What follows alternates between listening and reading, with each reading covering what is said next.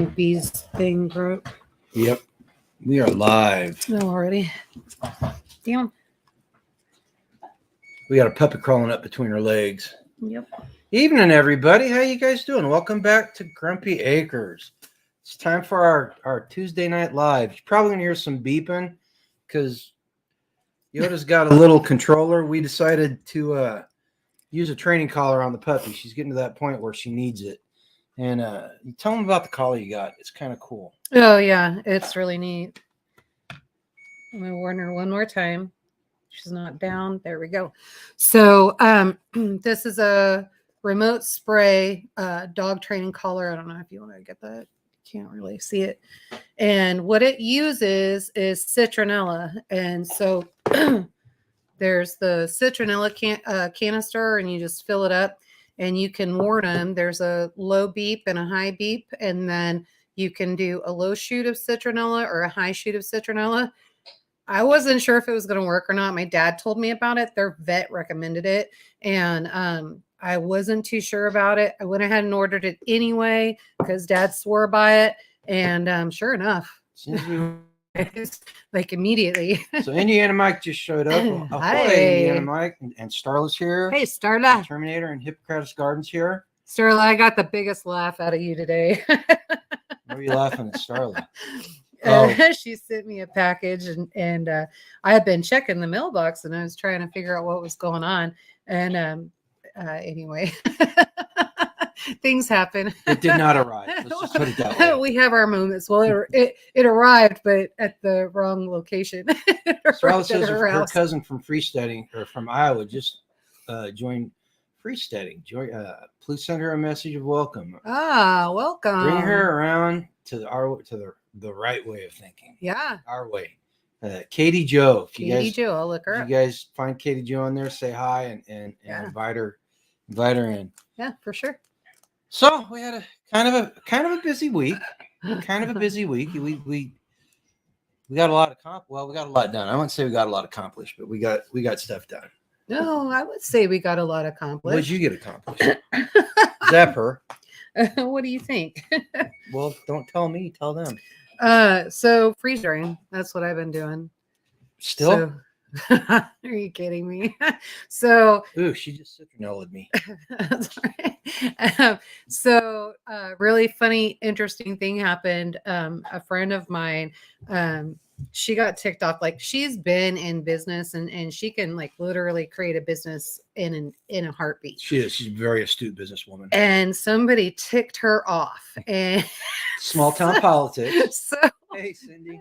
So anyway, she gave me a ring and well, tell her what she was going to do because it was kind of cool. The Wyoming Street. What was she going to do originally? Well, there are several different things going on, and I can't really say because there's some things there.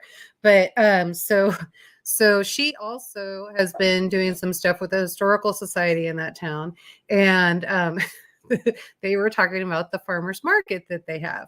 And so the farmers market's never really been a big thing there. We were there for almost 10 years and it just was really like 2-3 tables, yeah, it just wasn't nothing. And so she was like, hey, we could really turn this into something, give everybody a local spot. And, let's bring back downtown. And the city, there were some people that didn't want change and didn't want to relinquish some control. This would have been a fundraiser for the Historical Society. Mm-hmm. And so the Historical Society, she went ahead and she put in for the farmers market anyway, and the city approved both farmers market. So the first thing she did was give me a call and she said, hey, how much product can you fill me up with? And I said, I can keep you full of product. No problem. So I literally have one freeze dryer right now that is dedicated to her. So we'll definitely have to get another freeze dryer. ACM Homestead came in and so did Potpourri for Life. Hello. How you guys doing tonight? Hey guys. Welcome to the Tuesday night live stream. Yeah. Starla wants to know if you know any way to fix bursitis naturally. I'll have to look that up. There is. I know there is. I for some reason I came across that last year or the year before. Year before last I year. don't know.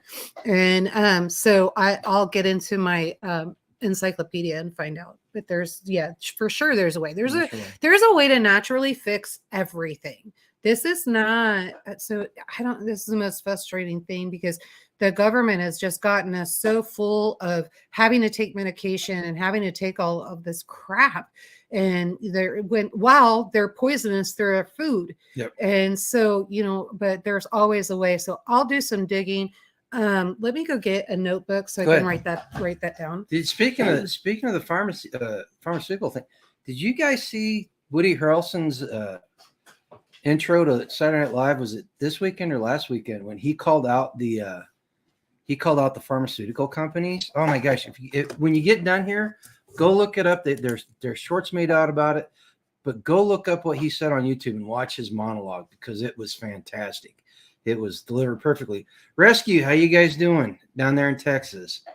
And then I saw Eagle Lover. There's 2 Texas in here. Howdy, hey guys. Howdy, freeze-steaders. And talking about her freeze drying. Here, move your head for a second. Look over here. Oh, look at this. Isn't that cool? This is what the display is going to look like. Yeah, and we'll have it all the way around. So, well, I don't know if we're going to get all 108 of them. There's not really that much time. Oh, I don't even know if we're going to have any. You will. Is he? Oh, he's working on them now. He sent you the list of lumber to buy. I need Hacks. If you're in here, I didn't get that email. I don't know where you sent it to. Oh, Starla, rub it in. I'll look at my Gmail. Rub I it don't in. really We look had at that much. The storms that rolled through Ohio and Tennessee yesterday rolled through here yesterday morning, and ooh, it was rough. It was thundering, it was lightning, it was pouring down rain, and the electricity went out, and it was the puppy's first big storm. Yeah. And at 3:00 in the morning, she was a Skeens. She was a ball of neurotic energy at 3:00 in the morning, and she was nipping at me and chasing the cats and wouldn't go outside to use the restroom. And for like 2.5 hours, she was just crazy. As soon as the electricity came on, about 2 minutes later, boom, it was like somebody turned her off and she fell asleep. Yeah. So she did not like. She's still young. And when the electricity went out, I was asleep when it went out, and I woke up, and I could not see the hand in front of my face. Yeah. I knew my eyes were open, and I could hear the storm, but I could not see any ambient light. And you ever have that?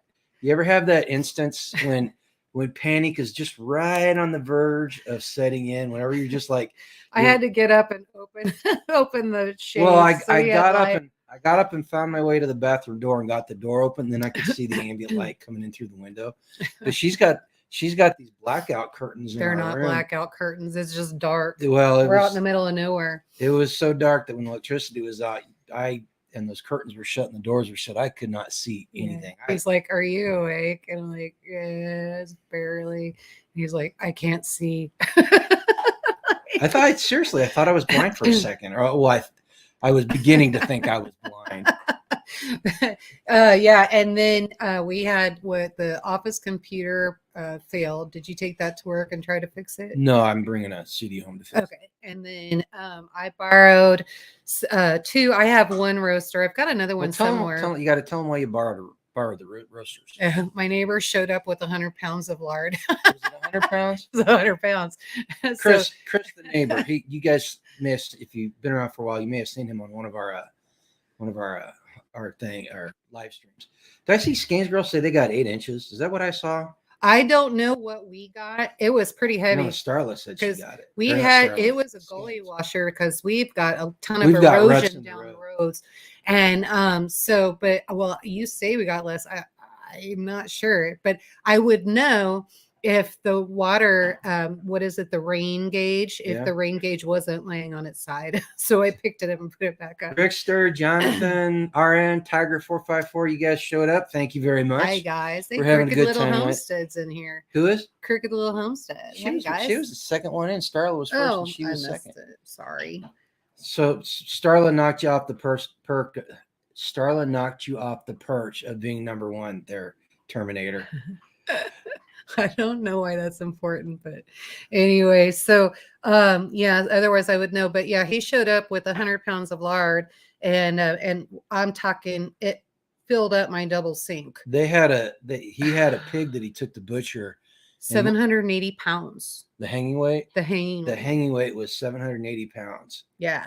So, and so he's like, here, and I was like, that was only half the lard too. Right, that was just half. What's It was a Berkshire, and so but so I needed to obviously have more roasters on hand. So I ran over to Life Done Free and I was like, hey, how many roasters do you have? And I can find 2.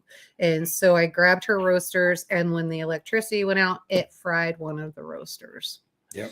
So I was like, well, we have a rule in our circle that if you have it and it breaks, doesn't matter if you broke it or not, if it breaks, you either fix it or you get a new one. And so I don't know how to fix this. So right now I'm looking at probably eating about $180.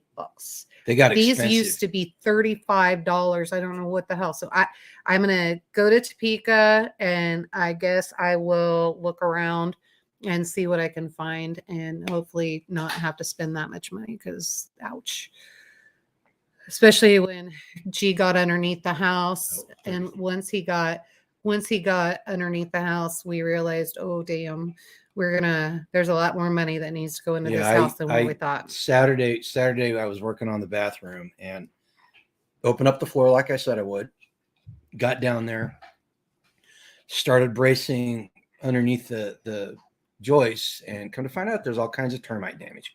Yeah. And I'll do a video to show you guys. Yeah, so I got to get the termite people scheduled out to come out and treat, because we're pulling all new lumber in, right? So if we don't get a treatment, we pull all that new lumber in, they're just going to attack the new lumber. Well, so the joist underneath the bathroom, I'm going to marry 2x8s to them and bolt them together, and eventually we'll replace them. But right now the key is getting the bathroom done. Yeah. So we can. They're still good enough. I can brace them and marry good boards to them, and they'll last. But where the prepper kitchen is, the second kitchen and that second living room, we're gonna have to replace them. We're just gonna have to replace all those. And so that means walls are coming down, floors coming out, and luckily we've got a good solid shell. It's a metal building, so luckily we have a solid shell. So there's no what do you call that? There's no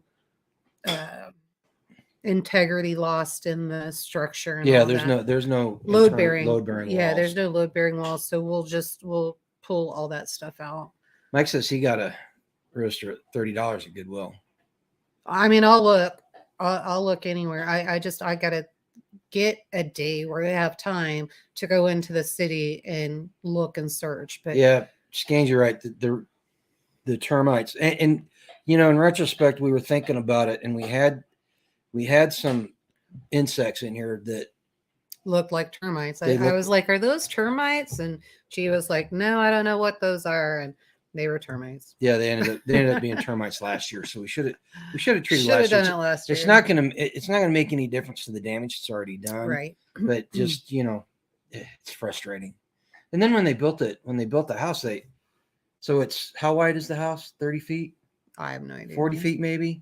There's one beam running right down the middle of the floor, and they took 2x8s and laid them like this across that beam, and no braces on that 15-20 foot run.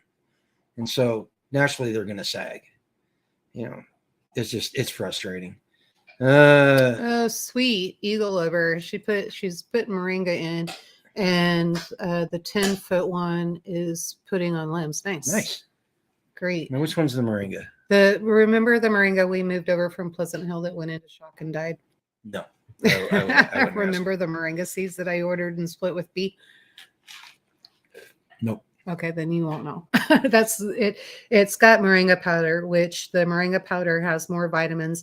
Like, instead of having to take like 50 supplements, you just eat the moringa in your salad. Oh, okay. Yeah. Or the powder or whatever. I thought moringa was that poofy stuff that you eat. No. That's meringue. Yeah. Made with eggs. You're thinking it's sugar. Yeah, no, it's not sugar. So I literally spent all day Saturday low crawling underneath the house and pushing cinder blocks and jacking the house up. In fact, my my floor jack is still underneath the bathroom floor because I got to go back in there and finish it. But I was so sore yesterday. Oh my God. Or not yesterday. Today's Tuesday. Sunday, I was so sore. Yeah, it was terrible. And you went over Sunday. Sunday went over and over Life Done Free. Tag and I started tearing apart our old cabin site because we need the 2x8s out of that. We need the 2x8s. Plus, he is going to utilize that pad that we poured for the community building, build a community building, yep, which I think is cool because it'll give us a place to.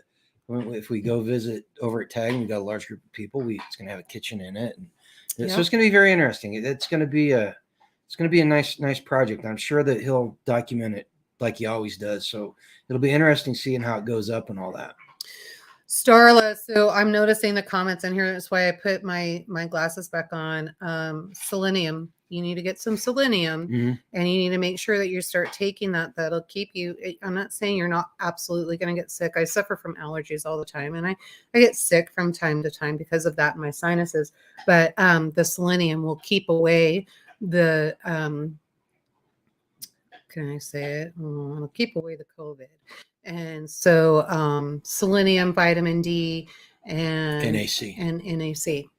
So if you get those, that will help you. We actually had a doctor that gave us that in our circle and said, this is what you want to do. This is the regimen. And well, my wellness doctor gave it to me too. Yeah. It was NAC, zinc, K, selenium, vitamin D, and vitamin B, and C. So the more pollution that is in the air, it takes the selenium out of the soil, so the animals aren't getting it. And then, of course, depending on your diet, if you don't eat animals, and so that selenium is very important to your body. You want to make sure that you get that. Eagle Lover, I don't know if Brazil nuts are high in selenium or not. I don't know, but it'd be interesting to research. Write that down. It's just it's crazy. Keep talking. Oh no, I just like the NAC.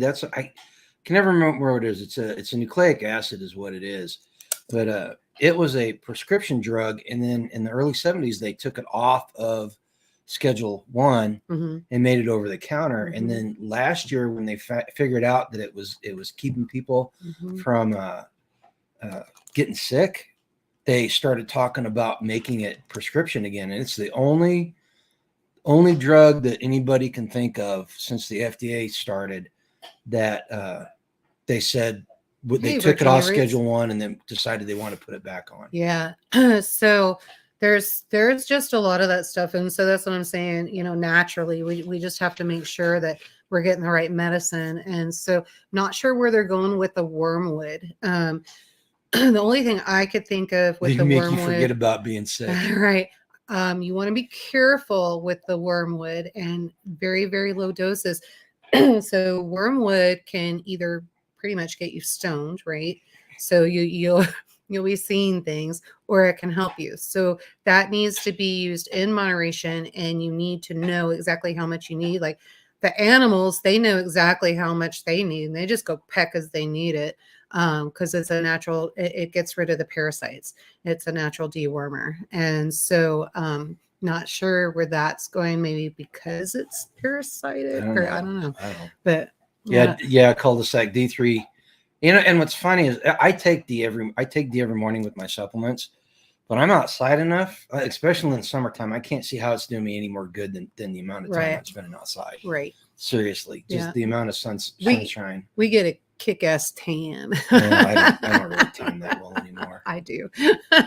But so there's all kinds of ways, and I'll look this stuff up and then try to figure out the hacks are in the house. Mrs. Hacks, ask your husband to text Yoda and let her know where the list of that wood that she needs to buy. Well, I guess you're gonna see him tomorrow, aren't you? I'm going to see him tomorrow. Don't worry about it. Never mind. I don't know what time I'm going to see him tomorrow. So if I have time to go get the lumber before they get here, I could do that. Well, then you guys need to touch base, don't you? Yeah. So, but what's the boo?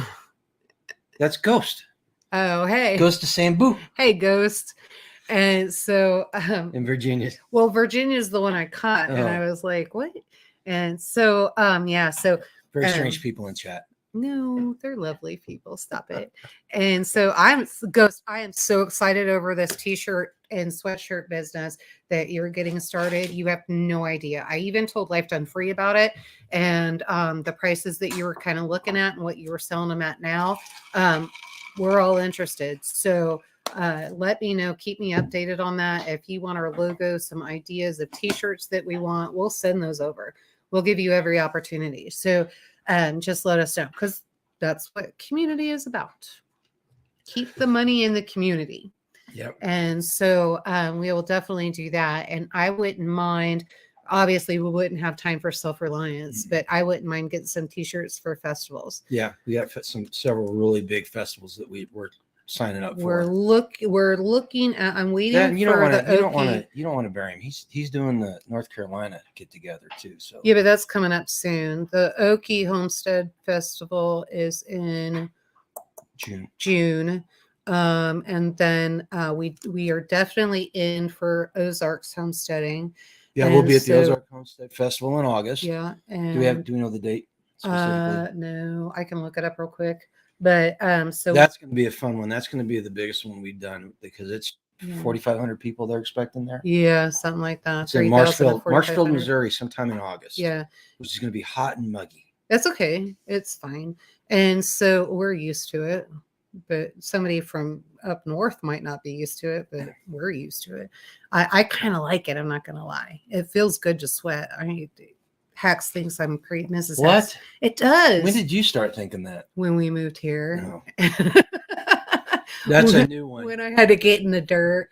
And so like I'll be out there barefoot and in my bare hands and gardening and sweating. I'm like, oh, this feels so good. And then it's so rewarding to just be soaking wet and dirty. Yeah, Skeens, I'm with you. The heat this last year was it was terrible. And it's going to be bad again this year.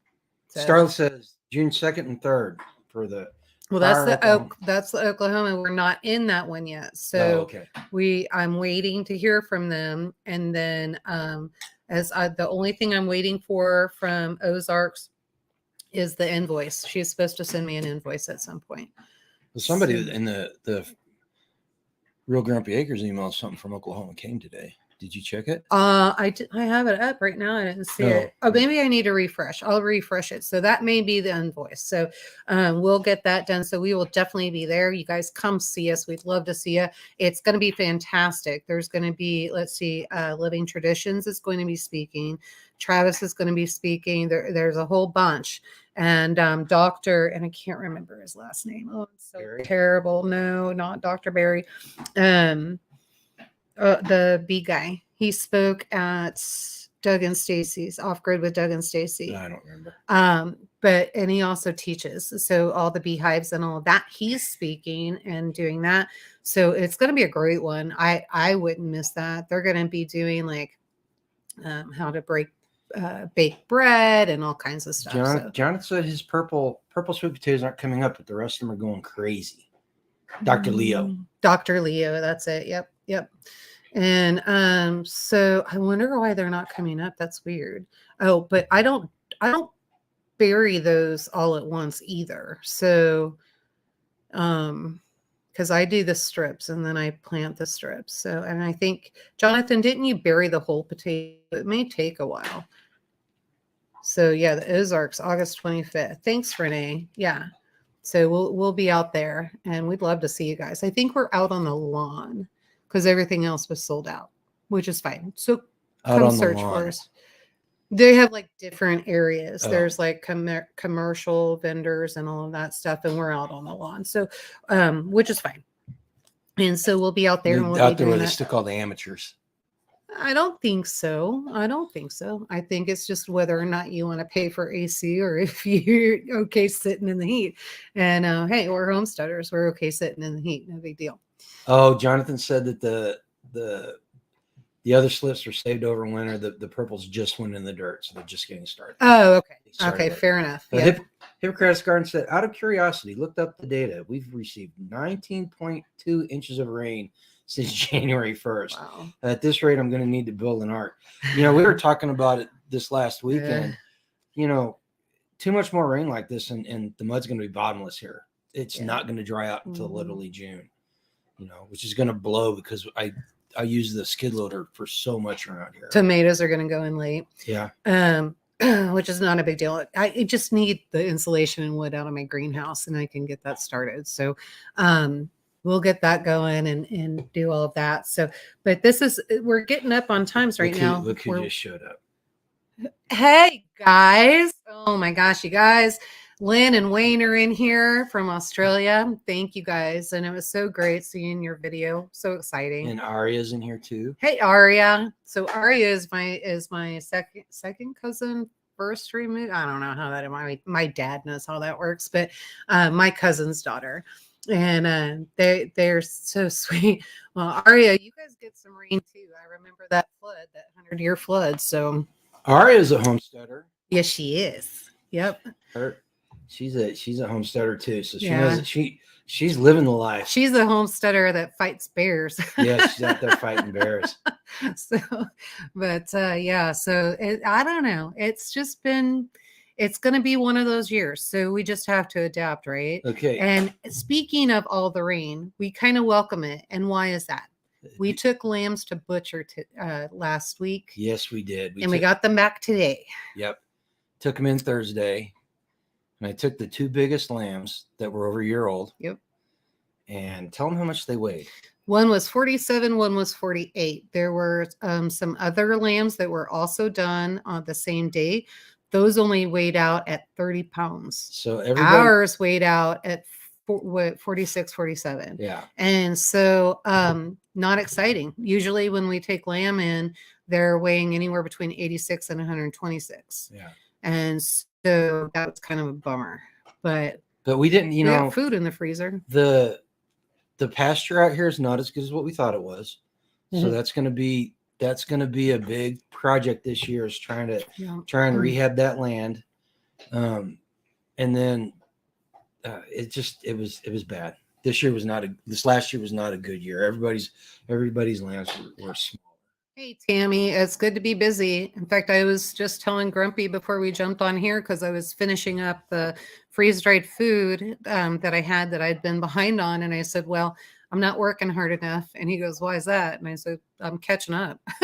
So not good. So Rexler, no, I have never researched how many cricket farms there are in America. Just the thought never occurred to me that there would be cricket farms, to be honest. My brother, when he was a kid, did crickets, and he did them in an aquarium because he was a snake person. And he did them in an aquarium. And I always thought it was really weird because we always had crickets and snakes running in the house. It was bizarre.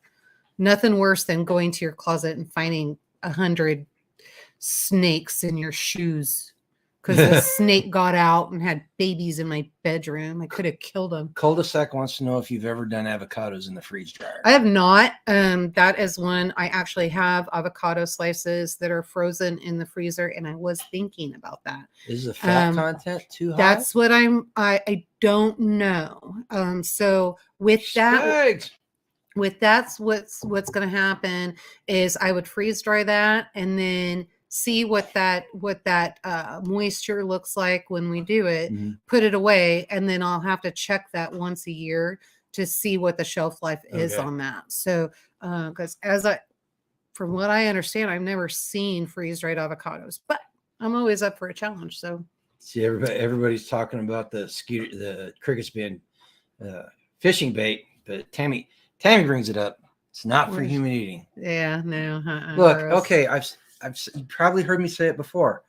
I am not against eating bugs. Culturally, people do it all over the world every single day. It's not a big thing.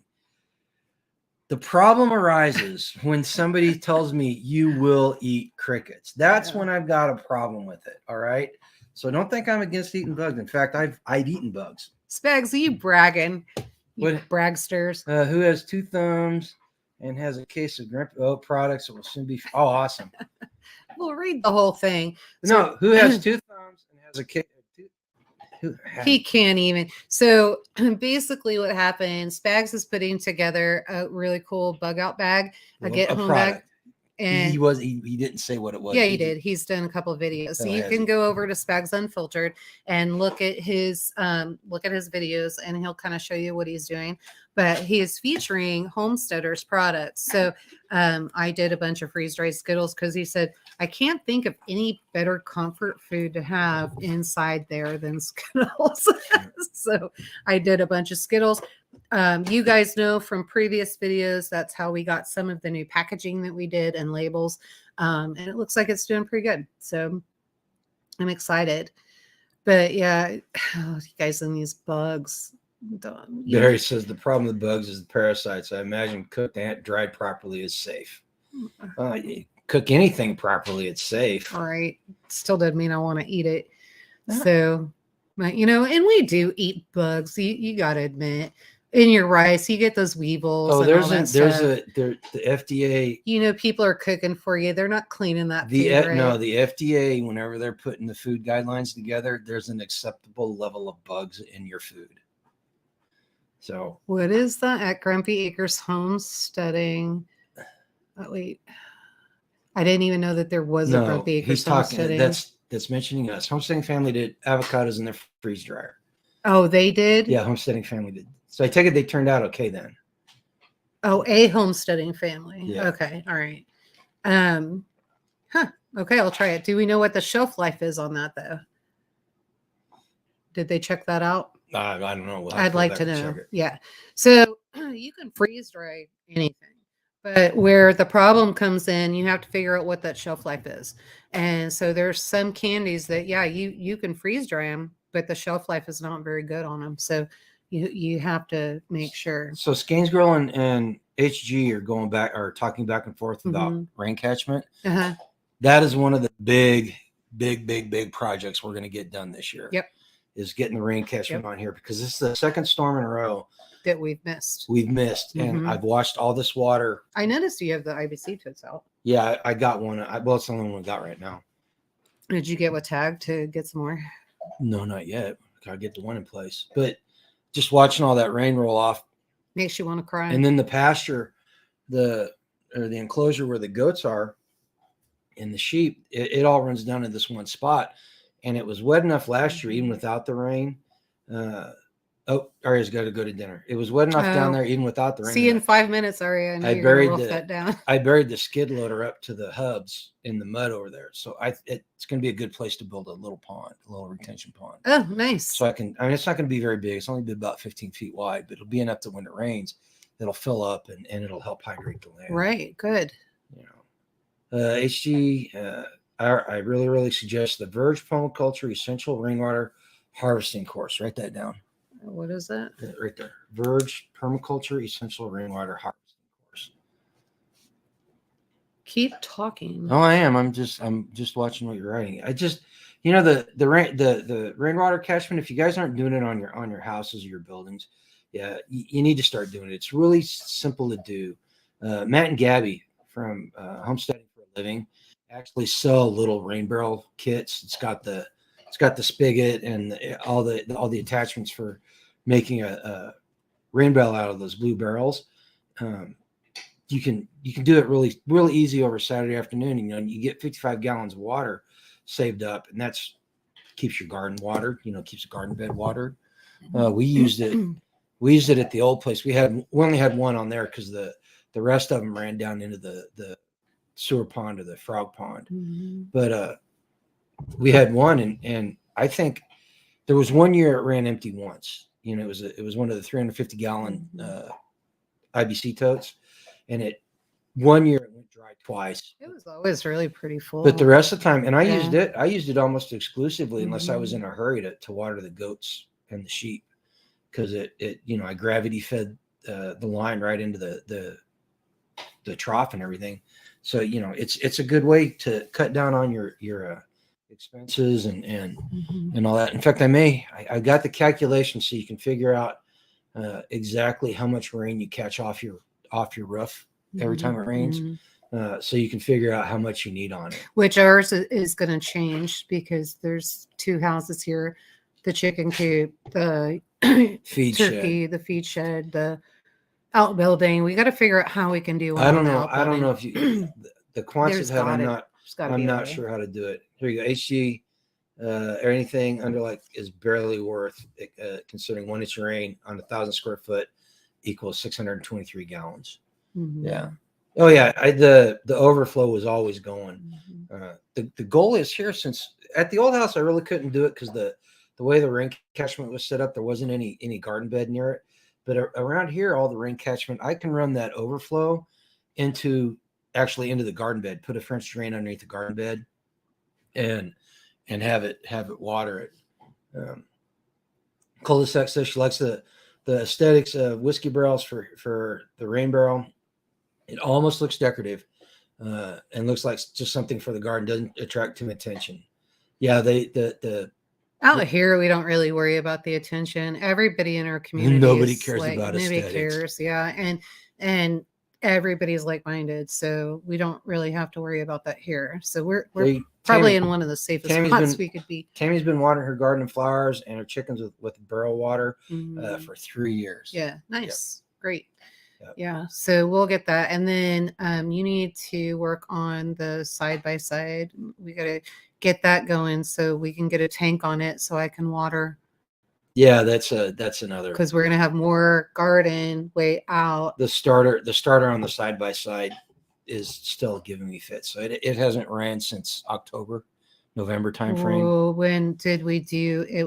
It hasn't ran since we did the Homestead work day over here and was cutting wood. And that went, oh no, that was the yeah, it was, no, it was the side by side, right? Was it side by side? Has it been that I long? can't remember, but anyway, so Our end, the well, I've still got to get we in need there. to be careful how we talk about that. I need to get in there and if we had a test well, it. If we had a well, I would have to get in there and get the water tested, and I would have to build a torpedo bucket to pull water out, and I would definitely have to do a video on how to make a torpedo bucket for a well. The problem that we're probably going to run into is we're not going to run into any problems because we don't have one. So the static water line is 12 feet when we tested it. No, it's more than that. So there's something about in the United States, because we know Lynn and Wayne are in here. In the United States, every well that you dig and put in, they register it.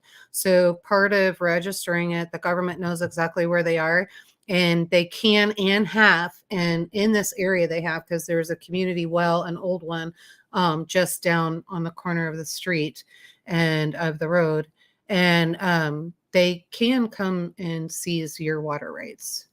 Well, so we have to be very careful with that. I'm afraid I'm going to have to pay somebody to blow it out. That's where I was going with everything.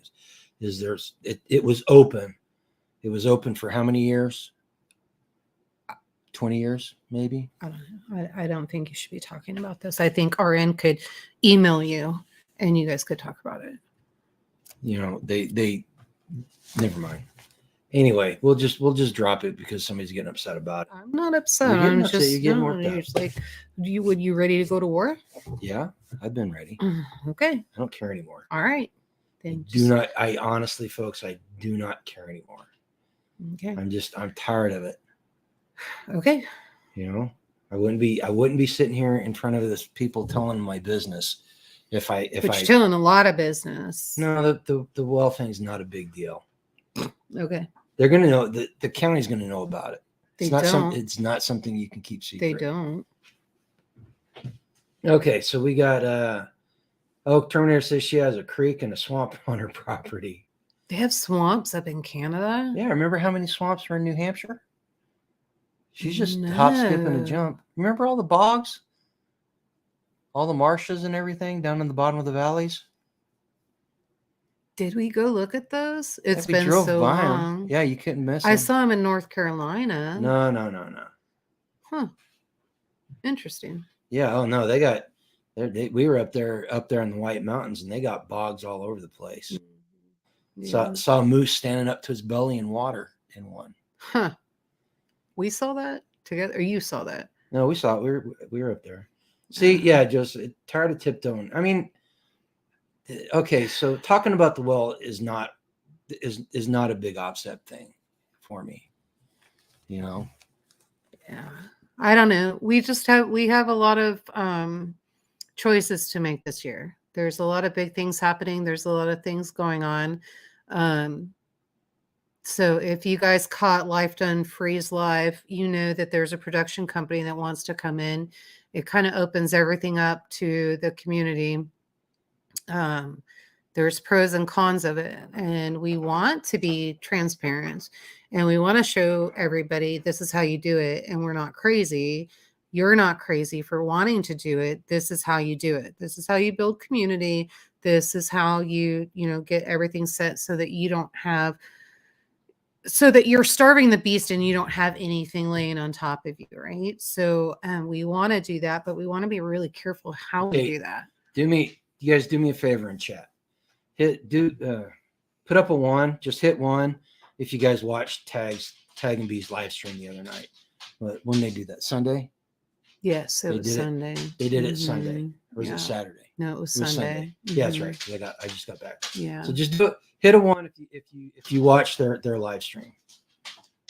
Okay, only at least 2 people. At least 2 people have. I'm 3. Sure. Okay, so there's quite a few. So that conversation that he had Sunday night, Tag and I spent 4.5 hours out there on that concrete pad tearing apart. There's quite a few that saw it. Tearing apart the decking for our old bug out cabin. And we had 4 hours worth of that conversation, only way more in depth. I'm telling you what, that conference that he went to, what he was able to convey on his live stream isn't nearly what he walked away from it and what he was passing on to me. There's so much information. We talked about stuff, especially community building wise, that we had never thought about, and it's stuff that we kind of discussed on the periphery of the conversation, but we never really got deep into it. And he was around a bunch of people that brought it all into focus. And we talked about things, and I don't want to talk too much about it because I don't want to steal his thunder. I don't want to steal his thunder. Mm-hmm. I mean, he's the one that's got all the information. He's the one that's kind of driving that. Well, he's the one that was there. Yeah, he was the one that was there. And I don't want to take. But we talked about things like sovereignty within your circle and voluntary governor or voluntary government. People that are willingly being governed, and the people that are governing are there voluntarily. They're not there because they were elected. And it's stuff like that makes your circle and your community stronger. Yeah. And there's a lot of conversation about communities popping up, and I watched the live streams Saturday, and they were talking about building mags and building circles and stuff. And the conversation kept coming around of, well, what rules do we need? What rules do we need? And if you're doing it right within your circle, you don't need rules. Yeah, you don't need rules. In fact, each person makes their own rules. That's where you get the voluntary stuff for. And our group, we sat down. This was back whenever the pandemic started. Do you need more water? Yeah, if you don't mind. We sat down whenever the pandemic started, and we were talking about how we were going to build our community, because we were all going to show up in one location if we had to leave our houses and all that. And the conversation turned it to government. How are we going to govern it? And as close and as tight as our circle is, that completely went by the wayside within about 6 months. In fact, it's been 1.5 years, almost 2 years now. We don't talk about it. The stuff that we talked about that day is not part of the conversation. That's how unimportant it was. Because the way our circle just naturally, Tag made the comment that it happened. Thank you. It happened in our circle accidentally. And he's right. It did. It really happened accidentally. But well, we figured out each person just made their own rules. So what do I mean by that? So if you have hogs, let's just say hogs, for example, and I've got lambs, And so you come to me and you say, well, I'm going to sell you a hog for $350. And I go, well, I don't mind bartering, let's barter this or that. And then that's probably not a good example, but if one person is always selling something and another person is always willing to barter, then the selling, that's their rule. They're always going to sell. Right. Well, if somebody's going to barter, then that they're always going to barter. The whole point of the community, though, and this is Tag and I were talking about. Like, I guess our community is just so different because we really don't take advantage of each other. The whole point of being in a community is that you should put the community above yourself. Yeah. And it's not like in a cultish sort of way. You're not worshiping anybody. No, you're not worshiping the group. It's the fact that you understand that the community gives you more back than what you put into it. Right. So one of the things I love about the Marine Corps, and just honest God truth, I honestly believe this. The one thing I always loved about the Marine Corps was the sum of the Marine Corps was greater than the total of the parts. Mm-hmm. So whenever you put this mechanism together that becomes the Marine Corps, what you got was something bigger than everybody individually in it. And that's what, if your community's working properly and it's a healthy organism, that's the way it is. The community becomes more than the sum of all the people in it. And I hope I don't sound like I'm bragging, but I honestly think that's the way our community operates. Cul-de-sac's got it. It's about respect and self-accountability. And that's exactly it. We do hold each other accountable. So let's just say if I step out of line and I do something right, and maybe I'm talking to B, and B will say, well, okay, so you just said, and isn't this the right thing? And I go, oh crap, right? So she puts that perspective and she'll just let me know. But we do that, all of us together. So, I don't know, Mrs. Hacks, what do you think? Do we handle that well? Get each other's backs and don't take advantage of the friendships. Yeah. Because you can pretty much figure out a vampire really quick. Well, and sometimes it's easy. Sometimes it's easy. You become so comfortable with people that you do you step over the line without actually realizing it. Yeah. But that's where that other person, I think, in our community, at least, if you do step over the line, pretty much we say something, hey, wait a minute. Okay. So I just did whatever. And then there's this, or, I don't, well, and the whole point of this conversation is that 2023 is going to be a very exciting year. Yeah. At least for our circle. Yeah. And if you guys are on freesteading, it's going to be exciting a year there. And, if you should be paying attention to what's going on. And I'm not saying that what's going to be coming is what everybody should do. She wants your chicken. Do you want chicken tomorrow? I actually have chicken defrosting right now. So, I'll make it tomorrow for dinner. This is 2023 is going to be the year of building communities. Seriously. And it's happening organically, and we need to share all our experiences with each other, because we've each, geographically we're all separated, but we're in a tight community here, and we can take what we learned from this community and the community that tags subscribers and we're all kind of one big community. We can take what we're sharing with each other and spread it out across the land and help everybody. HG said he learned teamwork, and only as a member of what I truly call a team in competition, band, or fire department. Everything else is in some form of recess. Bunch of people in one place, not united. Pretty amazing what competition band will do. Yeah. And fire department. Well, you do have to have each other's back. You make a good point. There's a lot of people out there pretending. They're talking a good game.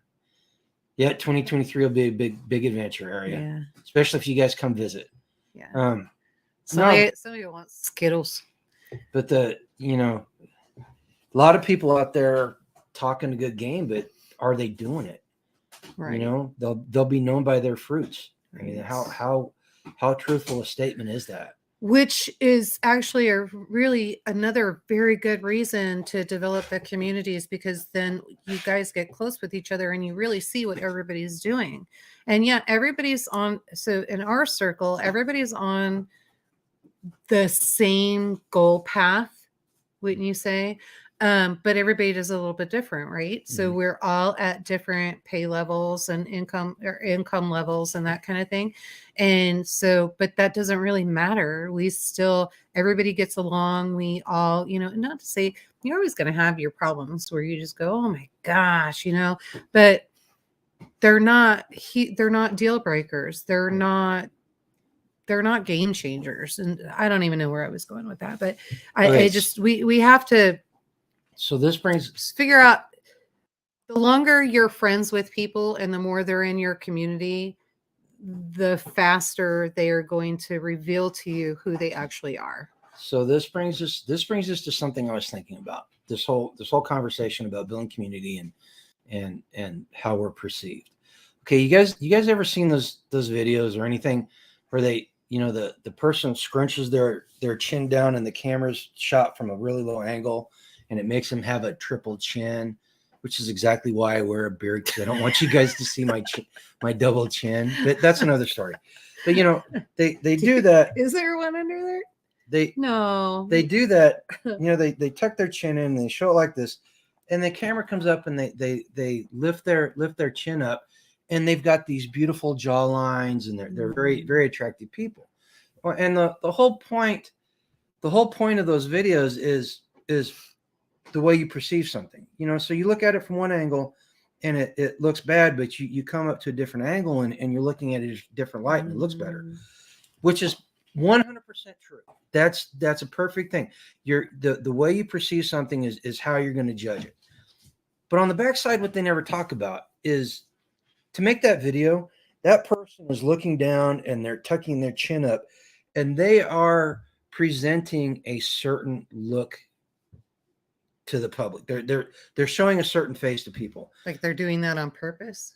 And then then they lift their chin up and it changes the way people look at them. And the whole point is, yes, when we're looking at other people and other things, we need to think about our perspective when we're looking at it. But we also need to think about, are we presenting what we want to present to people? Is the image that people are seeing of us what we really want people to see? And we need to think about the way that we are acting within the community. All right. And we need to make sure that we are presenting how we actually are. Right. If you're not somebody with the double chin and stuff, don't make it look like you got a double chin. If you're somebody that's got a beer gut, don't walk around sucking your gut in all day long. Yeah, and I'm using those physical traits as an allegory for or a metaphor for other things. But we need to be conscious of that stuff. Virginia, it kind of in a roundabout way is kind of like Plato's cave.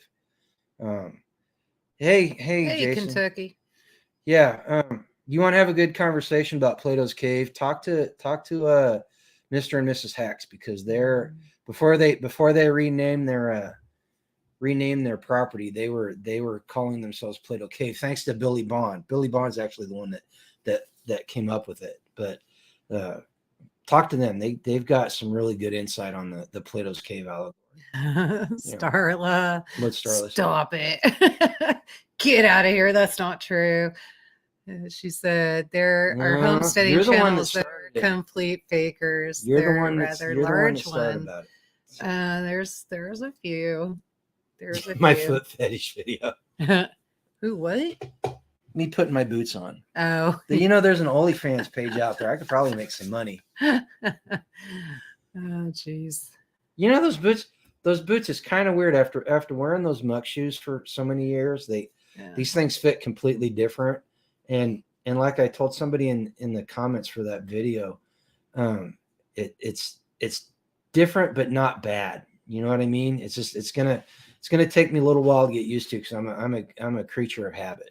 Yeah. You know, I just do everything the same way. Jason, we're so looking forward to having dinner with you. Yeah. I think Shelly's trying to set something up. So we just have to figure out how we're going to be staying on the compound. We were talking about community and I said compound at Self-Reliance Festival.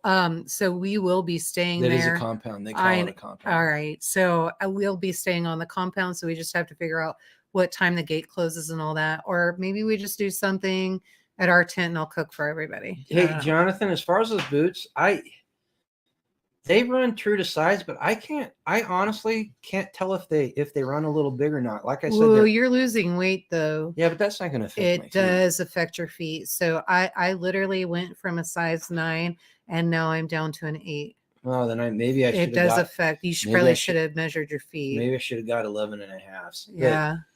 But, they seem to they fit fine. Yeah. They're just a little bit looser in the heel than the muck shoes because of the way they're built. So they slip on much more easy than any other boot I've got going.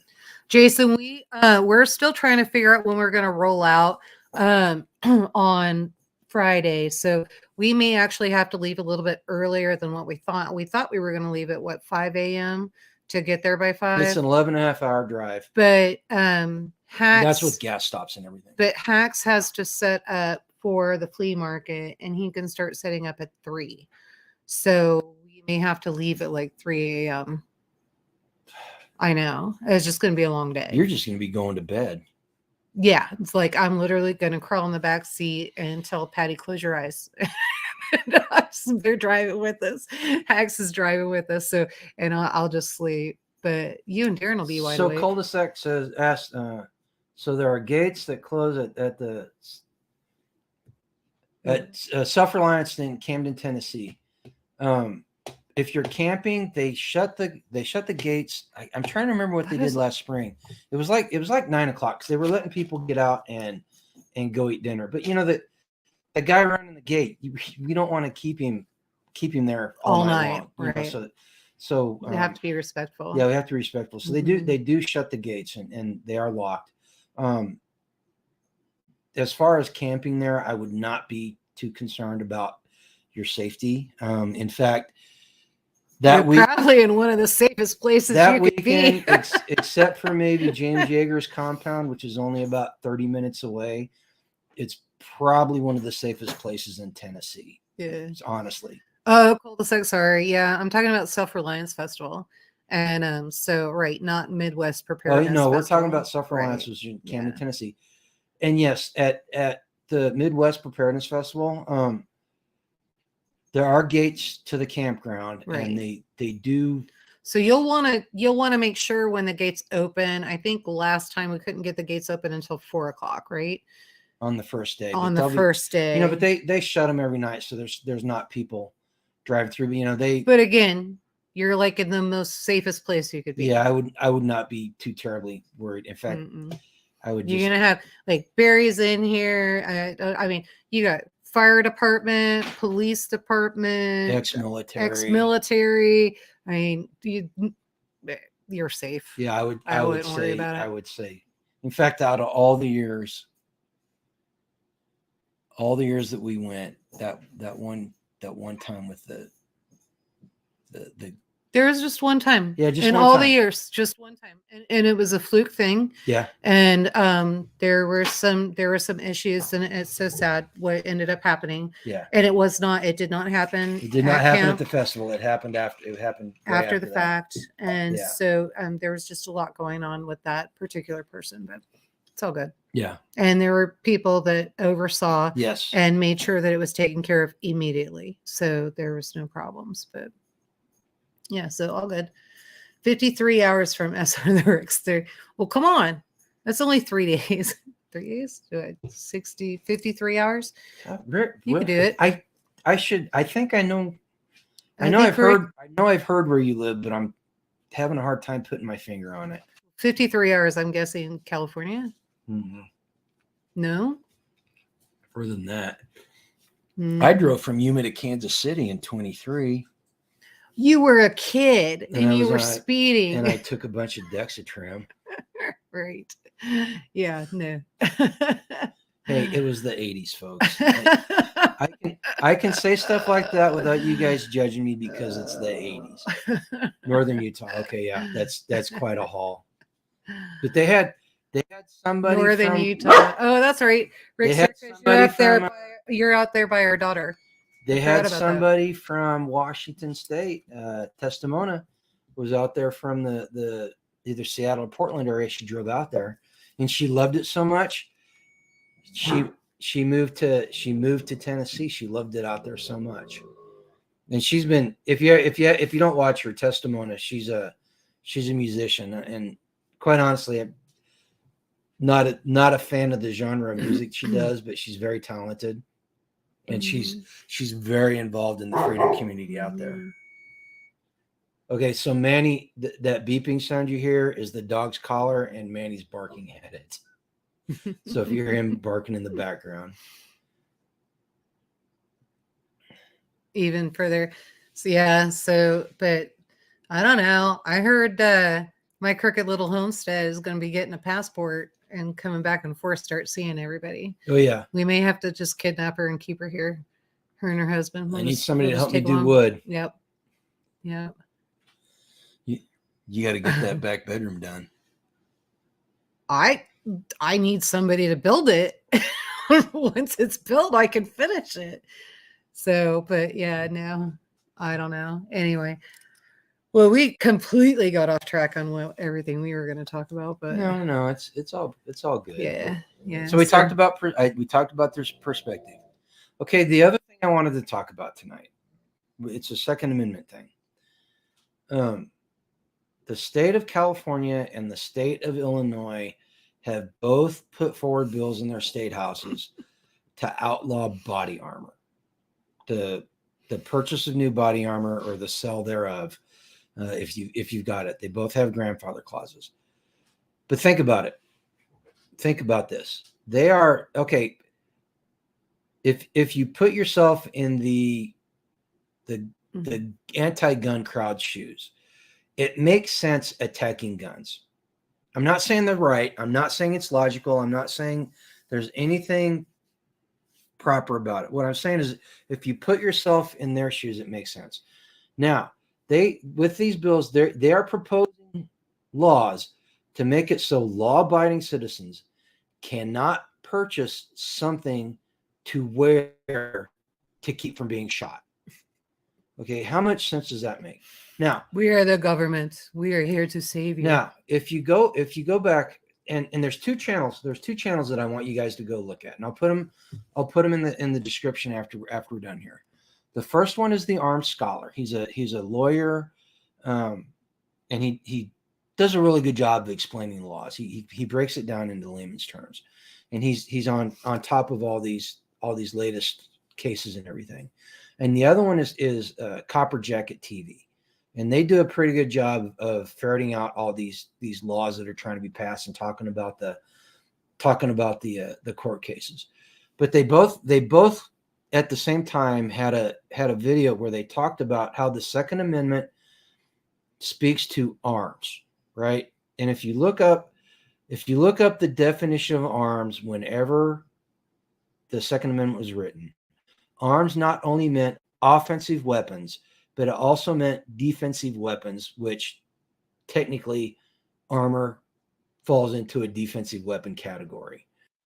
So if anybody on the left says, well, we're not, this has nothing to do with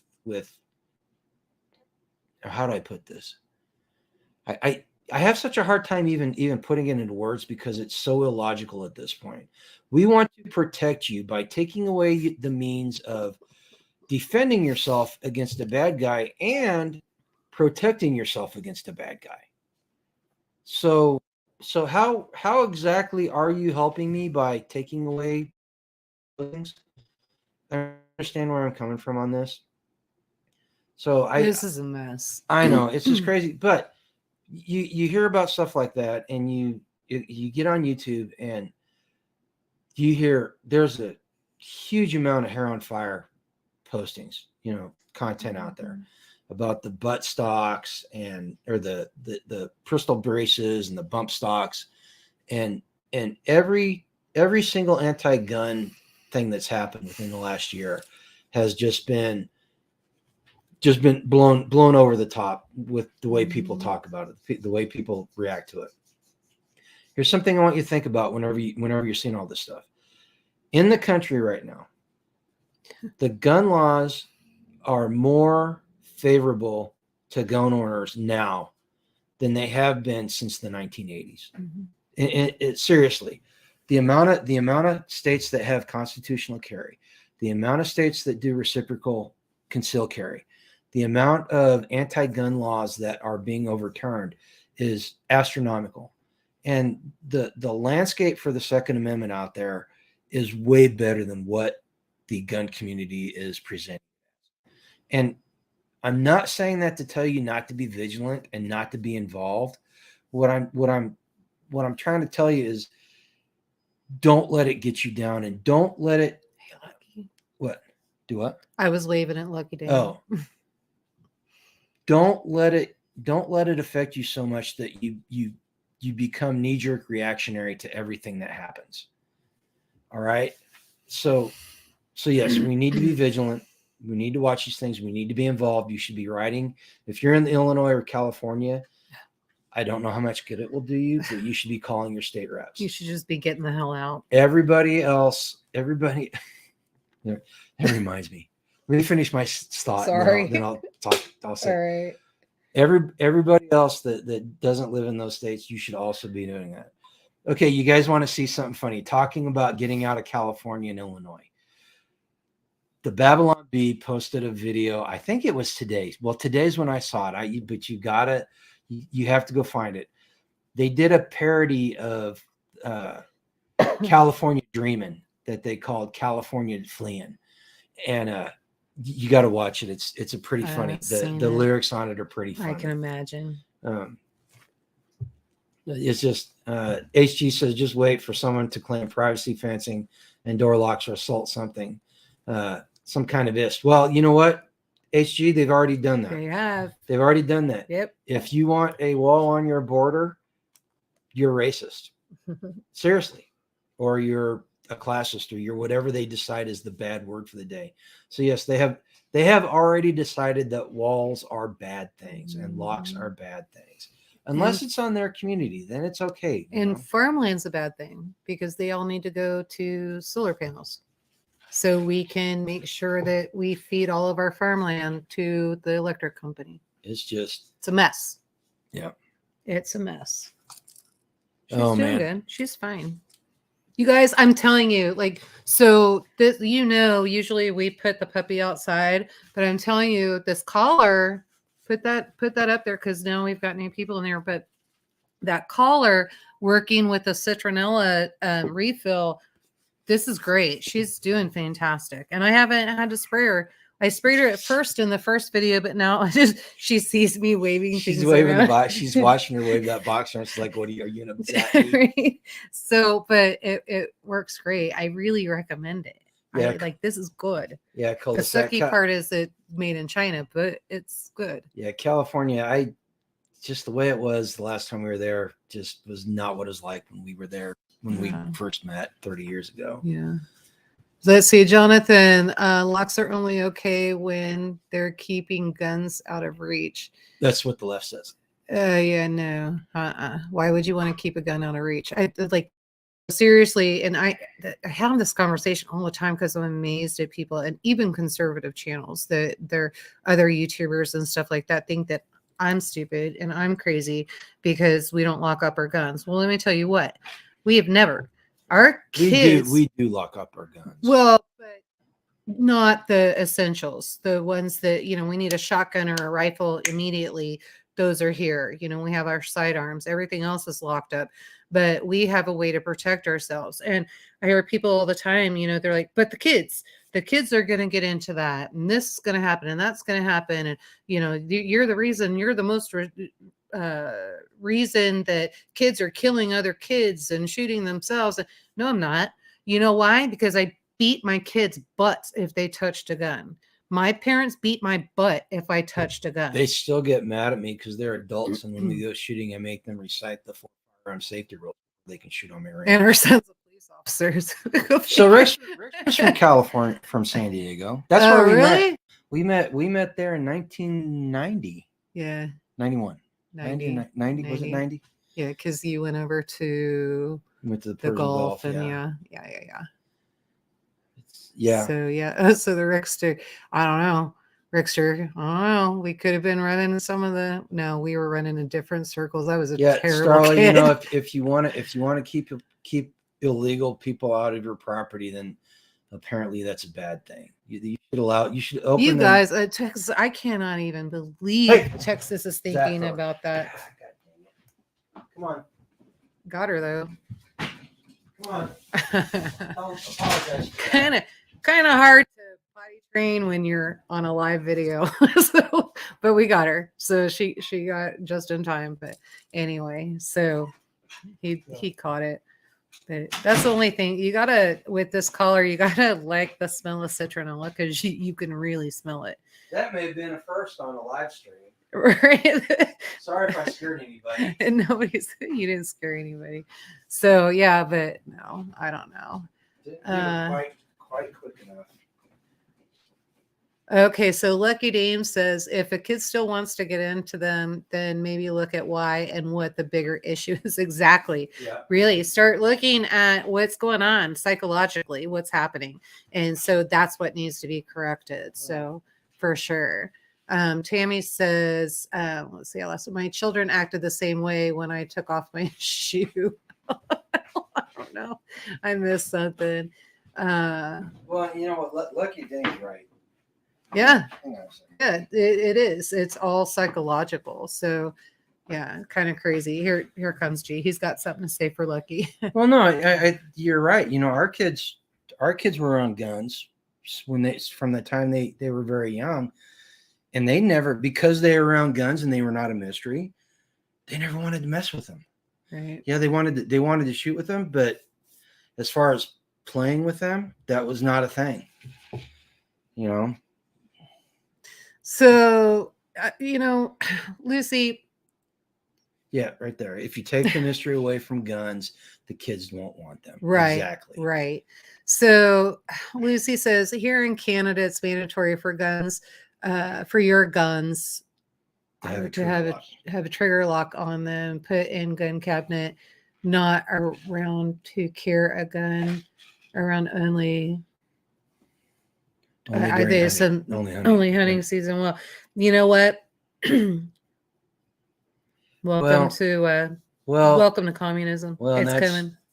You know, it's a shame that this happened to Canada. Mm-hmm. Seriously, I got especially where you guys are at. Yeah, I've been to Canada and fantastic people up there, mm-hmm. and it's a shame what they've done to you. And I honestly, at this point, I honestly don't know what to say. It's one of the few times you're going to find me at a loss for words, because it's one thing about being an American. You know, if you pay attention to the country's history and all that, you understand how important the proper gun culture is. And I think that's the key right there, is the proper gun culture. Mm-hmm. Because there is a gun culture in the inner cities. There mm-hmm. is. I worked there for 17 years. I can tell you 100% there is a gun culture in the inner cities in America. Yep. It's not a good gun culture. Nope. So it's just I feel for you guys that live in these places that you know, if you're in the United States and it's one of those places, one of those big blue dots, I feel sorry for you. And if you're living in a country that was built on the pioneering spirit and the self-responsibility and all that, and they've taken that away from you, at this point I honestly don't know what that's devastating. I can't tell you anything, you know. Devastating. Yeah, because my only complaint about Canada is food's kind of bland. That's my only complaint, seriously. Only so much you can do whenever you got 6 feet of snow on the ground months of the year. so much more he can do. But yeah, no, that's just amazing to me. And even Lynn and I have talked. So Lynn and Wayne were in here. I'm not sure if they're still in here, but go check out their channel.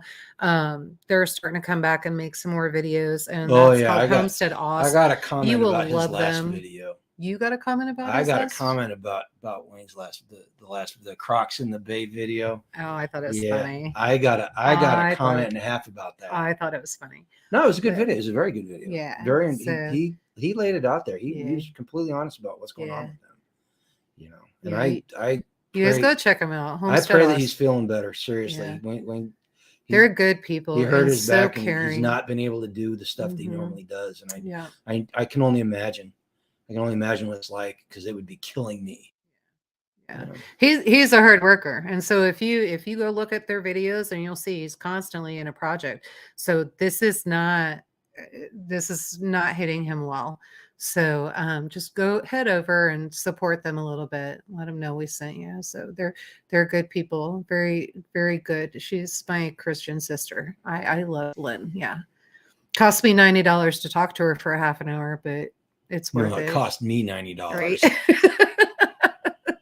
And then I have to be careful what I say. Pardon my language. I about crapped when I got that phone bill. and then we have to be careful what we say, because their government will shut down our phones. So we'll get a little better about that. Okay, But so not shut our phones down, but they'd shut the conversation down. So Wayne started his video with his feet kicked up and showing his Crocs, and that's where he got the Crocs in the Bay title. Right. And all I could think of is, and because he was going to go soak in the salt so water. if you guys, if anybody out there wears Crocs, I want you to think about this. You know what the holes in those Crocs are for? Just take a wild guess. Please don't ruin it for people. Those holes in those Crocs are so your self-esteem can run out. That's what those holes are for. If you ever catch me wearing a pair of Crocs, I want you to ridicule me mercilessly. Oh my goodness. We missed so many messages in here over that rant. Yeah, cul-de-sac. So Hacks made a comment about people coming to school with guns. Cul-de-sac graduated in the 1980s. Same here. Most of the boys had a gun rack in their seat. Shoot, the one school I went to, they shut school down. It was a 3-day weekend, the opening weekend of deer season, because people would be out, and then they would bring their guns to school and keep them in their lockers, and then go deer hunting after school. Yeah, it was nothing. Even when we were in Pleasant Hill, when we were raising our kids, there were gun racks and rifles in the back of the truck and in the window. You could see them up everywhere. And when it was time, school was over, it's time to go hunting, everybody was gone, or they went first thing in the morning. And so it was nothing to see that. There were guns at school all the time. Pleasant Hill was pretty country. Well, yeah, we did have tractor day. In fact, too. it was. We had tractor day. That's what I was thinking too. The kids would all ride their tractors in to school. Yeah, you'd see all the tractors driving in the parking lot with a big American flag on it. Who was the girl? I guess Ian was a sophomore the year that they finally stopped doing it, where she rode her horse to school. She got me an ornament, and I was actually going to sell her a house. The young lady for Tractor Day, instead of riding the tractor, she rode her horse to school, and she was a senior the year our son was a sophomore, and they finally made her stop riding the horse because it was too distracting. Yeah. And then so that whole thing, small town living, it's all good. Cul-de-sac? Does cul-de-sac? She's talking about the roosters. Is that a Pleasant Hill reference, or is that a Pleasant Hill rooster? Yeah, Pleasant Hill. It's the home of the roosters. Yeah. So roosters and chicks, and so the whole thing behind that. So the high school, that land was actually donated. It used to be the hatchery. It was one of the largest chicken hatcheries in the state. Well, I don't know that it was in the state. No, at one point was it? Back in the 50s, it was. Okay, so it was right there. But yeah, nice. And so, gosh, that's funny. That's so funny. Yeah, it is. It's the only high school in the United States that has a rooster for a mascot. Did you Is know it? that? I Yeah, didn't know it's that. the only one that's the roosters. Oh, I did not know that. That is so cool. But yeah, no, our kids loved it there. So I don't know. But well, they loved and hated it. So I worked at the bank once in a while, and well, what for a very short 2-3 About years. 4 years. And so it was really funny because where everybody lived, everybody knew each other. And so Drew, Ross, and Ian were walking down the road. There was a, It's our VF, son and his two friends. yeah, the VFW had a dance, and so they wanted to go to the dance, and they were staying the night over at Drew's, and it was probably 11:30 at night, and Sherilyn was driving by, and she saw the kids walking down the road. I immediately got a phone call. And so I called the kids and I said, "What the heck are you doing?" And he goes, "We're just walking back to Drew's. We're done with the dance. We're heading back." And I was like, "Well, I hear you're out on the street." And he goes, "Because we had to walk home." So they hated that because I would always get a phone call. Living in a small town, it's one of the benefits, man. Right. Kids can't go very far. Kids can't get to it too terribly much if you're involved. Hey, Ken Squash, how you doing, man? Well, they figured it out once they started driving. Yeah. Because then they'd get farther out in the country. But or go to another town. Yeah. Which our daughter was good at that which one. did not always work out well because we had friends in other towns too. Right. So there's something about being an Allard. Everybody looks alike, and so everybody recognizes us. So it's just kind of a thing. But yeah. She always hated it. She was in Hillside, and they'd go to competitions. And okay, so the backstory of what she's talking. My parents were school teachers, right? And my dad coached all over the state of Missouri, and was a fixture in high school sports in southern Missouri and west central Missouri for about 40 years. And she would go to these competitions all over the state, and somebody would hear her name and they'd be like, "Oh, are you?" Or just look at her. Are you related to Coach? Yep. And she'd come home and she'd be so mad. So mad. I hate that. I can't go any place without hearing about Grandpa. Well, you should be happy that you're well regarded because of him. Yeah. So right. So Lucky Dame says, in a small town, everyone knows everyone and everyone's business, which is both good and bad. That's so right. Here's the deal.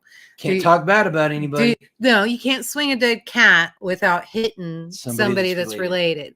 And then so that's very true. But here's the other thing. If you don't want your dirty laundry aired, don't air it. And so if you don't want to be known as a fool, don't act like a fool. And there's plenty of that goes around. I can tell you about several people, especially one family in particular, that would throw temper tantrums because of their last name. You should just automatically do what they want to do. So what that does, it just tells you what kind of people they are, and you don't want them on your property. Richard says he sees gun racks and vehicles every day, even minivans. No, that's base. Yeah, that's base, having a gun rack in a minivan. Right. So, here, let me crawl over the car seat and get my rifle. We'll just, hey Rabbit, how you doing, man? Just tell the kids to pass the rifle forward. Baby girl, hand daddy that rifle right there, please. I see a deer over there. We're gonna eat good. So, oh my gosh. Oh geez, I don't know. We're having too much fun. Yeah, we're an hour and 23. So we covered the perception. Do you guys have anything you want to talk about? Yeah, because I feel at this point we completely lost our entire list of where we were going. We've got some good things to look up. We're going to look up natural ways to cure bursitis. Do Brazil nuts have selenium? And Garen is going to look up the class for Verge Permaculture Essential Rainwater Harvesting course. Right. So we've got that down. Any other suggestions, we'll take it, we'll do it, and kind of see. That would actually be a good course that goes well with the permaculture. So I think you should definitely do that. Well, yeah, when I got time. Right. And you still have to finish that one permaculture design. I'm going to have to start writing your butt about that. I do. And I need to get the rain catchment in. And there's just so many. Tag and I were talking about that while we were tearing apart that pad. We could go to anybody's homestead in our circle, and there are 30 projects at every single one of them that need to be done. Yeah. And That's one of the things because of COVID.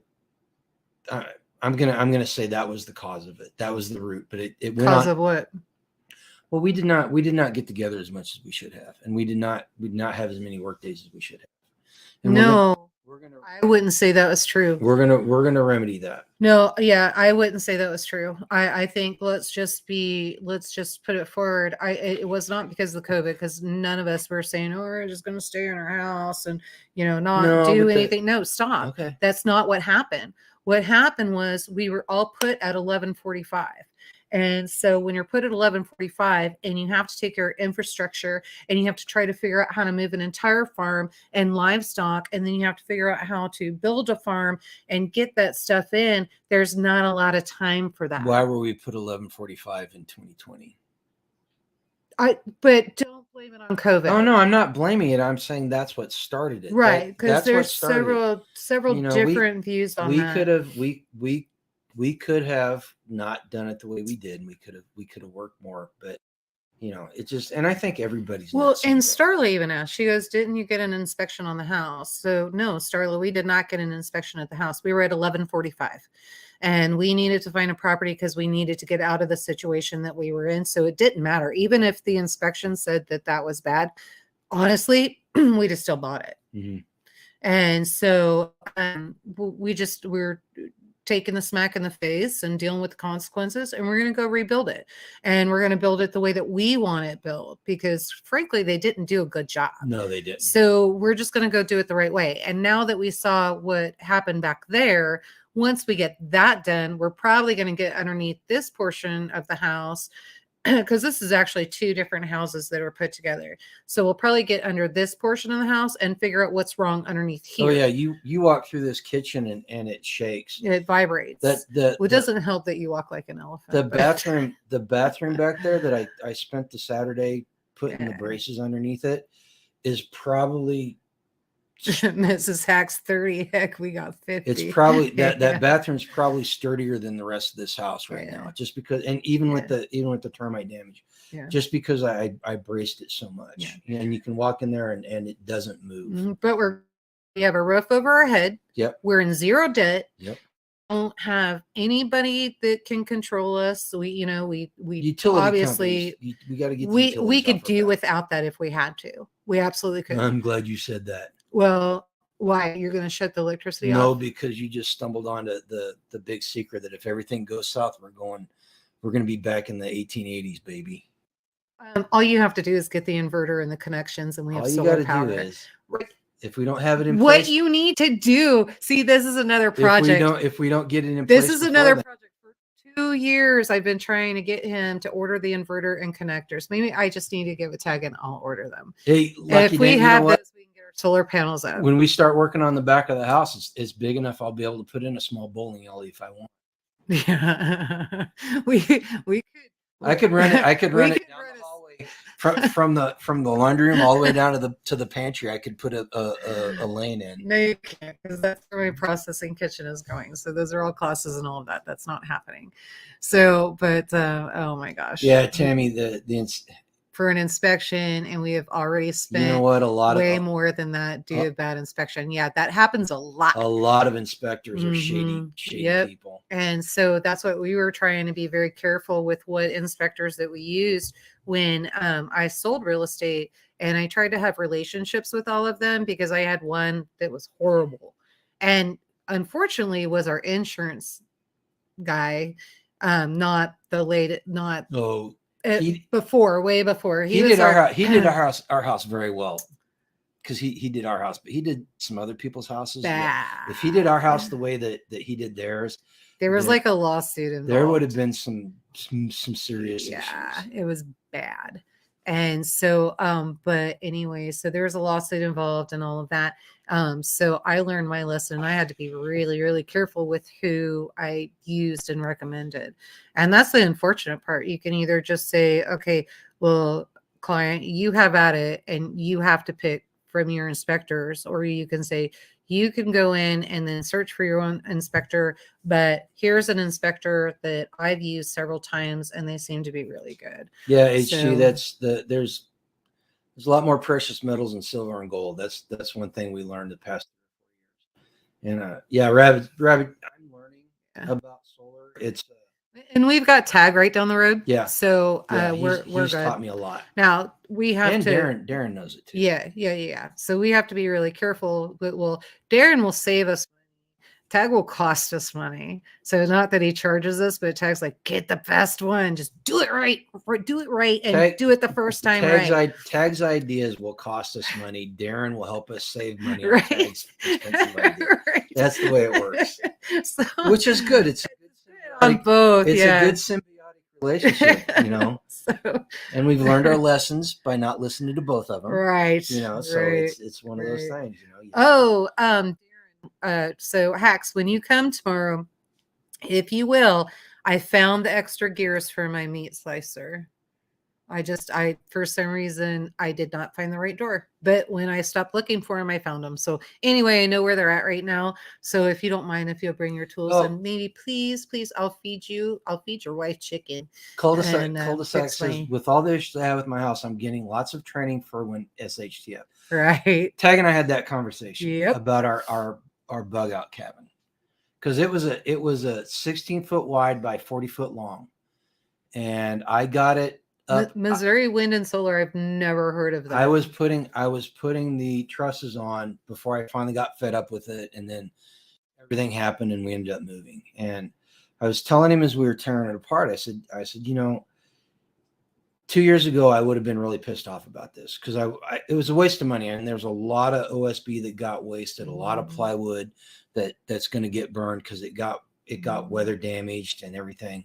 And you know, I'm leaving a $1,500 pad over there, which is going to get put to good use. I'm very happy that it's getting put to use, but I learned so much by doing that, and it's so much that's going to come in handy with this house, and it's so much that's going to come in handy if things go bad. Patty, you're going to be so upset. I cannot find that title. I have no clue. No, our registered Tag was not our insurance guy. No, wasn't Tag and insurance guy. He was not. No, wasn't Tag and insurance guy. Wasn't Tag and insurance. Tag was not our insurance guy. His son now is our insurance guy. And he wasn't. Was he really? I don't know that he's ever sold insurance. He was in the insurance business, but I don't know if you'll have to ask him. So he's a company starter, and so no, I'll let him. Don't. Yeah, so Tag can kind of tell you what you can ask him. He's told people about some of the businesses he's started. Yeah. He's told people. So you ask him about that, because I can't speak with definitive on that. No title, Hacks. There's no title. I can't find it. There's no title. Okay, so they're like all over. Okay, so here's what happened. So Hacks was over here, and then somebody else was over here, and so they were trading a vehicle back and forth. And so the title was out, it got signed. We were going through title work as well. So I had an envelope because I had to get all the vehicles registered and all that stuff. So I had a bank bag and money bag. And so I kept everything in there so I could keep them all filed. And somehow, and Darren Hacks doesn't know if he put it in the glove compartment and it got lost somehow or what happened. I thought that I came across it a few months ago, but I know if I saw it, it was in a purple bank bag, but now I can't find the bag. But this is part of the problem. We're living out of boxes. And so now we're doing rooms. So we're literally moving everything from one room to another room to another room, or this has to go back here. Or pulling it out of the outbuilding. Or pulling it out and adding more stuff. And so it's a hot mess. So we have no idea. I don't know. I thought I came across the title a few months ago, and I was like, oh, dang, because I forgot. And hindsight, what I should have done is I should have hung it on the refrigerator, and I should have immediately texted and said, hey, I found your title. If you even saw it. If I even saw it, because right now I'm only thinking that I came across it. So no, it was a vehicle title, Jonathan. Yeah, it was a vehicle title. And they can apply for a lost title. It's just a pain. Yeah, just a pain. Yeah, so. Rabbit Coyote, I've been going back and forth. So the lights in the pantry are on a separate 12-volt system. In fact, this is one of the things Tag and I were talking about this weekend, he ran across somebody. So tag system, and he talks about it. He does a great job explaining it. But his system is one great big system, right? And he said that he ran into a person whose solar system was a whole bunch of different smaller systems for each building or each function. And that's kind of the route we're going, because the lights in the pantry are going to be their own 12-volt system. Is there somebody outside? No, the cat's out there. But and then we're going to have another system for the house, and then we're going to have we've got a solar system on the feed shed. We're going to put a separate system into the chicken coop. So yeah, we're looking at doing a whole bunch of separate smaller systems. Mm-hmm. You know, and 6 one way, half a dozen the other. You know, the way I'm looking at it, the smaller systems are going to be easier to replace if they go bad. You know, it's going to cost me less money to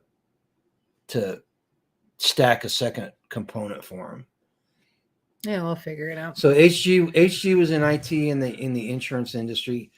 Cul-de-sac says health insurance IT here. I was in both. I was in health insurance IT, and I was in group. What was it? What Dodson Group do? They did group policies for brewers and bread makers. So Interesting. that was a very interesting. Oh, and I also did mortgages. I also did technically mortgage insurance too, because Nation's Title did mortgage insurance. Well, you were IT for that. Well, I did IT for them. I'll tell you what. Talk about some shady people. Oh my God, that's a whole nother story. If you guys want to talk about a shady business, the mortgage industry. Oh my gosh, bankers and lawyers is who it's made up of. That's what I was just saying. Watch it there. Well, real estate's full of a bunch of shady people too. Present company accepted. Yeah. There's exceptions out there. There's some of us that are tried and true. Yeah, Rabbit, I'm gonna have to learn about step downs and all that stuff, because I don't. It's never been my thing. Yeah. Hey, we're getting long. We're at 1 hour and 36 minutes. So if anybody has any questions, now's the time to ask. Otherwise, we probably need to call it, unless you want to keep going. But then I'm going to get up and I'm going to move on. If you guys got anything you want to talk about, I did QC too for a company.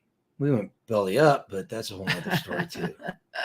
It's nothing like it always amazes me how so many people that are about this lifestyle and wanting this lifestyle and trying to attain this lifestyle. It amazes me how many A personalities there are.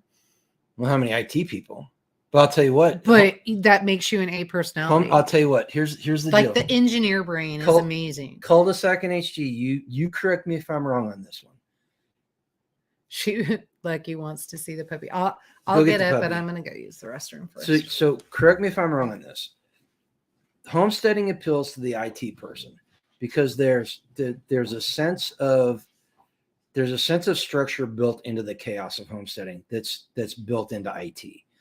At least for me, that's what appeals to me as far as that relationship goes. So correct me if I'm wrong. That's just what it is. Okay, hang on a second. Look into solar panel pallet cells. Okay, Starla, we've already got all the solar panels for our place.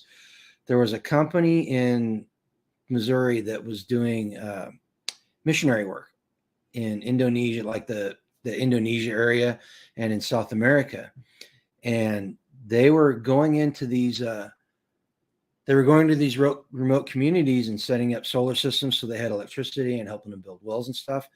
Well, they had these solar panels that they bought that were not very durable. Let's just put it that way. They could not be taken from a pallet, stuck onto a small airplane, flown to a dirt strip in the middle of the Amazon, taken off of the plane, put on a Jeep, and driven over 60 miles full of rutted road and have it work.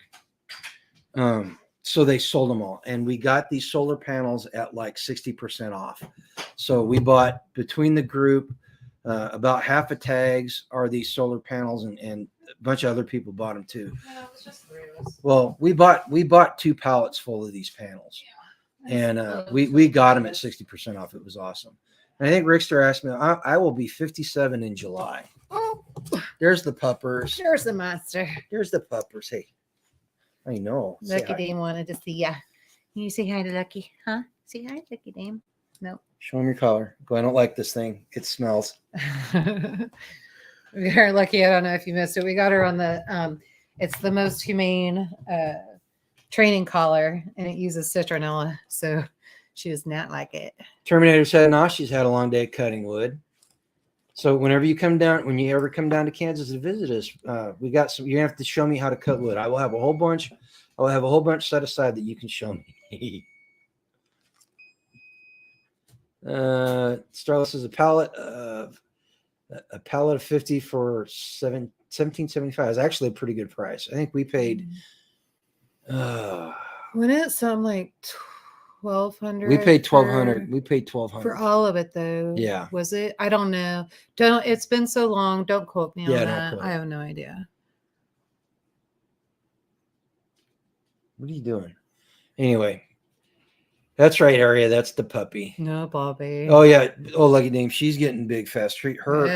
Her legs have doubled. Like 24 pounds. Yeah, she weighed in at 24 pounds when she went to the vet this week. She's gonna be big. She's gonna be big, like Dodge, her grandfather. So, yeah. Garden question: layout for enclosed raised beds. If I don't quite run it north and south, will it make a huge difference? House sits a bit about 45 degrees off, but I still want to run it parallel. Okay. Rabbit Coyote's answer is right. It depends on your layout. If you set it up, you can set it up so that the plants that need the most sun are catching it, and the plants that need to be shaded. So like you can have your cucumber trellis set so that on one side you've got your what are plants that need a lot of sunlight that don't grow up high? Beans. You got your beans and stuff like that. Beans can grow up high. Well, but like your bush beans. You got bush beans, and you've got your trellis for your cucumbers, and on the back side of that, you've got your lettuce that can get burnt really easy. She's 13 weeks old now, Lucky Dame. Yeah, she's 13 weeks. She's still, the zoomies kick in at about 7 o'clock every night. So south side for more sun. Unless you're in the southern hemisphere, then it's going to be the north side. No, 13 weeks? No, she's 12 weeks. She was 12 weeks last weekend, so she's going to be 13. She just had her rabies shot on Thursday. So yeah, south side for more sun. So what you're trying to do is you're using the height of the plants to create some little microclimates in your garden. So on the back side of those tall growing plants, it's going to be cooler, and they're not going to get as much sunlight. So the fast growing lettuce, before the cucumber gets too tall, the fast growing lettuce will come to full size, and it won't need as much sunlight. And then the cucumbers get big. They'll shade them, keep them from getting burnt. Yeah, so morning sunlight is always best. Absolutely. And if you're in a raised, I got a pony, not a puppy. Yeah.